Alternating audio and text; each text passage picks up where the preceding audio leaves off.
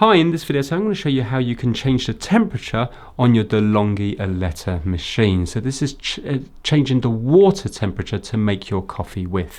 So you need to turn your machine on and you're going to be greeted something similar to this. Once you're on this screen here, you're going to go to menu and you're going to scroll through here until you get to set temperature. So you can use cappuccino for left or milk menu for right. Keep scrolling through until you get to the one that says set temperature.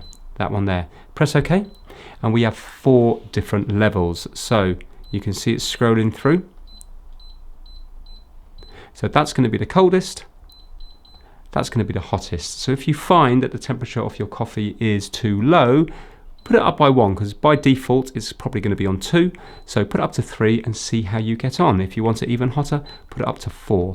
To set it, you just press OK, and that is it. That is now set. If you were to go back into it, you can see it's on 3 now. And then to get back to your normal menu, press the menu and you're back to there again. So have a little play around with it, make it a bit hotter, a bit colder, until you perfect your perfect coffee. Thanks for watching.